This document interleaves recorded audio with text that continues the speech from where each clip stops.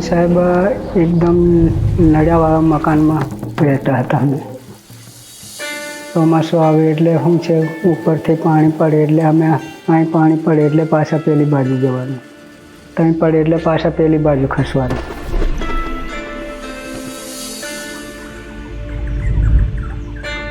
મારું નામ છે હસમુખભાઈ ફુલજીભાઈ ડુંગર ગામ, તાલુકો કવાંટ, જિલ્લો છોટાઉદેપુર.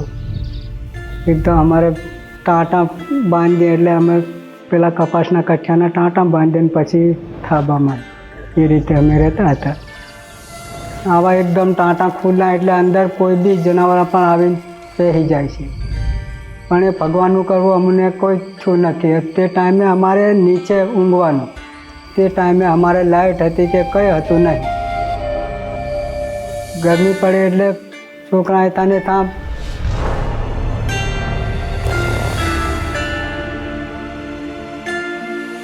કાચું મકાન હતું. એ ટાઈમે અમારે કોઈ સંડાસ બાથરૂમની કોઈ સગવડ નથી. રાત્રે જવું હોય તો બહુ તકલીફ, 1 કિલોમીટર દૂર જવું પડે. પહેલાં અમે ચૂલામાં ફૂંકીને વધે હળગાવતા હતા, એવી પરિસ્થિતિ હતી. અત્યારે બહુ સારું છે.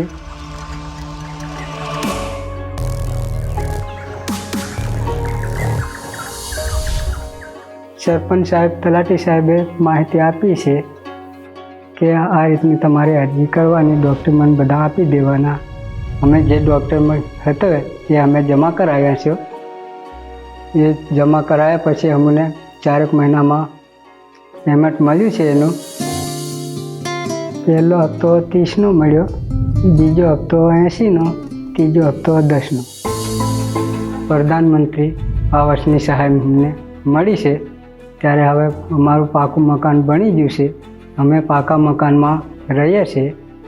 આવાસ મળ્યા પછી પાણી ટપકતું અમારે બિલકુલ બંધ થઈ ગયું છે. હવે અમારે સગવડ પણ ગેસ મળ્યા છે, ને પછી વીજળી મળી છે, સંડાસ બાથરૂમ કર્યા છે. અમારે ગંદકી પણ ઓછી થઈ છે. હવે અમે શાંતિથી રહીએ છીએ. વિકસિત છોટા ઉદેપુરની સંકલ્પના સાથે અંત્યોદયના વિચારને ચરિતાર્થ કરનાર માનનીય વડાપ્રધાન શ્રી નરેન્દ્રભાઈ મોદી અને રાજ્યના માનનીય મુખ્યમંત્રી શ્રી ભૂપેન્દ્રભાઈ પટેલ તેમજ જિલ્લા તંત્રનો હૃદયપૂર્વક આભાર. વિકસિત ભારત, વિકસિત ગુજરાત.